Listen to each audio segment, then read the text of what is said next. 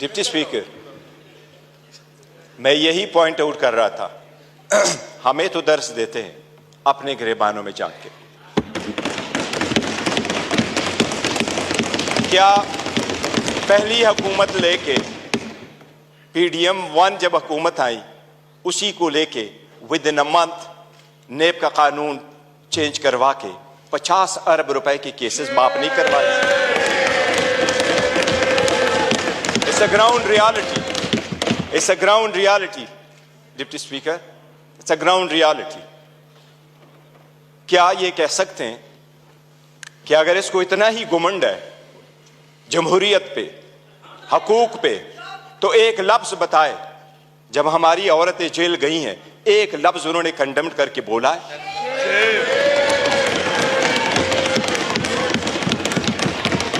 एक हमारे लोगों को जब इलेक्शन के प्रोसेस से गोया, ये जो पीछे लोग आप देख रहे हैं 91, ये 91 नहीं थे, ये 91 वही है। दे वर टू बिग टू रिग, इसलिए नहीं छोड़ सके थे। ये तो हमें 30 भी नहीं दे रहे थे। प्रपोजलों को रोका, सिकंदरों को रोका, डॉक्यूमेंट्स छीने गए, कैसरा इलाही से उसका दुपट्टा छीना गया। इनको एक लफ्ज उस वक्त ये बोले, इन्हीं सर्कमस्टांसेस में इलेक्शन जीत करके हम आए हैं। स्पीकर साहब, ये कहां डिप्टी स्पीकर साहब, इनको जमहूरियत रास नहीं आती, इनको वो जमहूरियत पसंद होता है। शहबाज शरीफ साहब कैसे कहते रहे, ये एक दूसरे को मफादात के टक्कर में इकट्ठे होते हैं, इसलिए ये पावर शेयरिंग पर बिलीव करते हैं। इमरान अहमद खान नियाजी अवामी सियासत पे बिलीव करता है, पावर शेयरिंग पे नहीं करते। क्या शहबाज शरीफ ने मलक कयूम को फोन करके कन्विक्शन ही नहीं करवाई थी? कितने एक ऐसे कितने अदब के साथ अभी कह रहे इकट्ठे बैठ के। आज इन्होंने सारे एक डाइनिंग टेबल पे बैठने वाले लोगों में इतने ओहदे नहीं बांटे।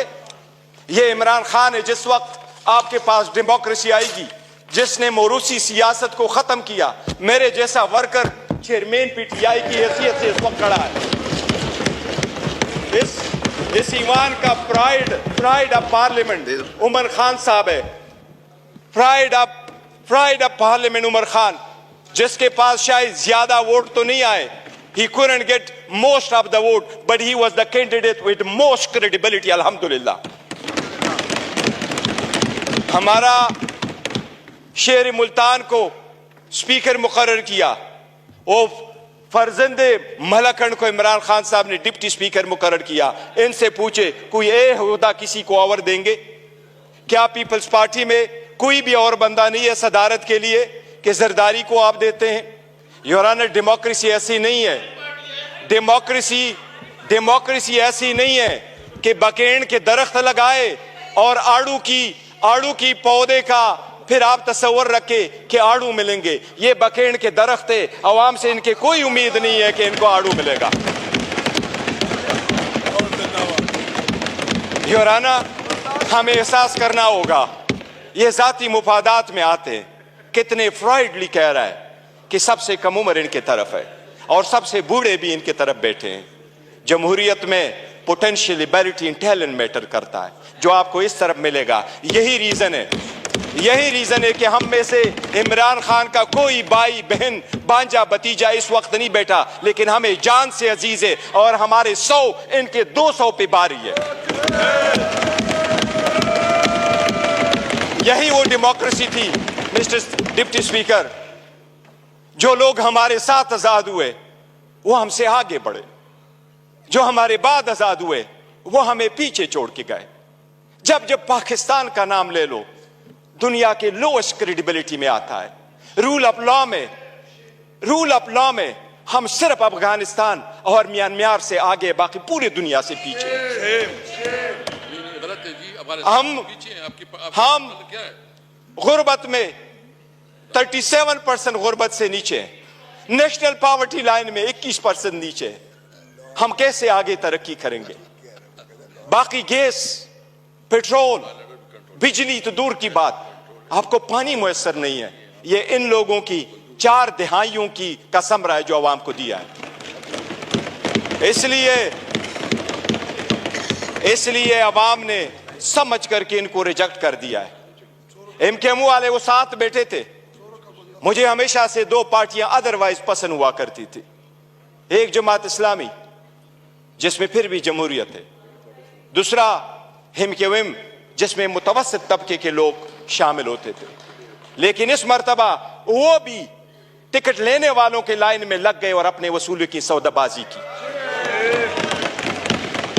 इनके 15 सीटें बैठ करके दिखाता हूं, 1 2 3 15 सीटें हमारी कराची में उन्होंने ली है, 2 सीट हैदराबाद में ली है। यही वो 15 सीटें जो उनको कहा क्या बेहतर होता अगर ये ओहदे के पीछे न जाते, असूल पे चढ़ते और ये छोड़ जाते, क्या फर्क पड़ता?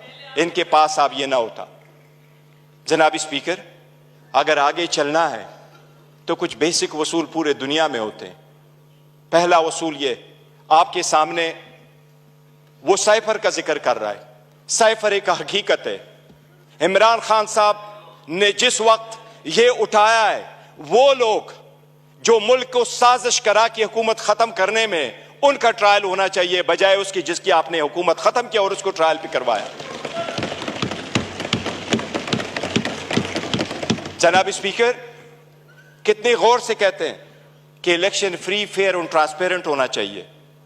आप उस हुकूमत का हिस्सा थे डिप्टी स्पीकर। जो ही हुकूमत बनी, इनकी पीडीएम आई, सबसे पहले इलेक्ट्रॉनिक वोटिंग मशीन इन्होंने खत्म करवाई, because they knew it public के रिजेक्टेड। ये ओहदे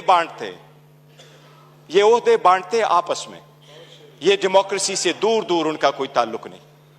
स्पीकर, डिप्टी स्पीकर, अगर हमने आगे जाना है, बढ़ना है, तो उसके मिनिमम कुछ वसूल होते हैं।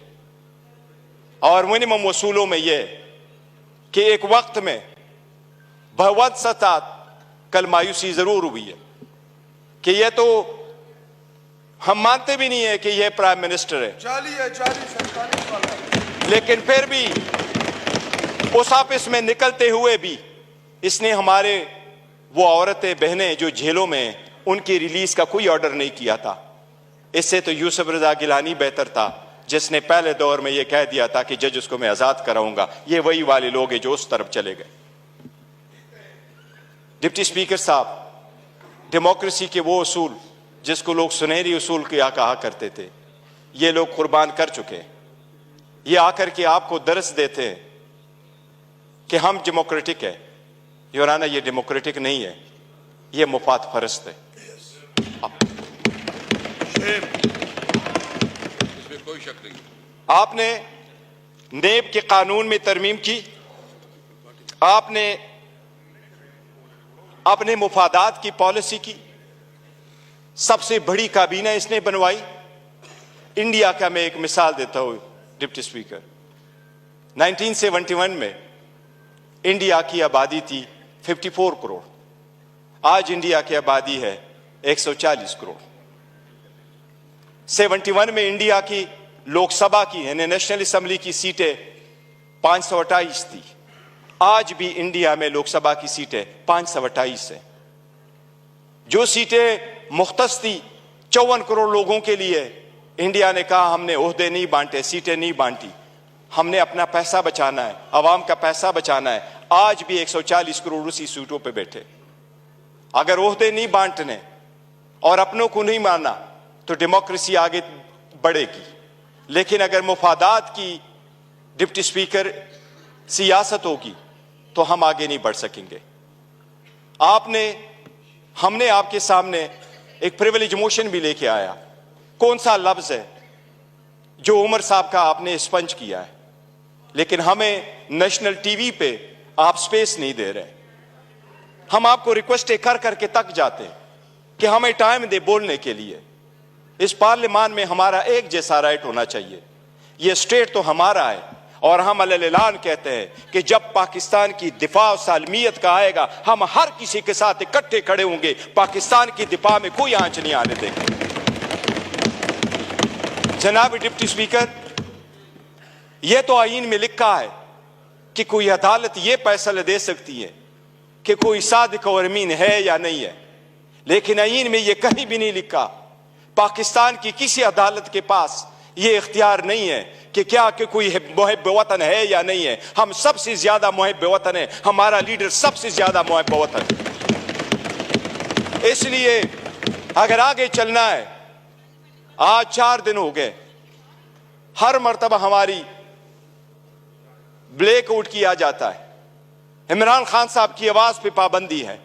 बानी चेयरमैन बहलो, वो बोलना है तो बोल दे, नाम नहीं ले सकते। क्यों?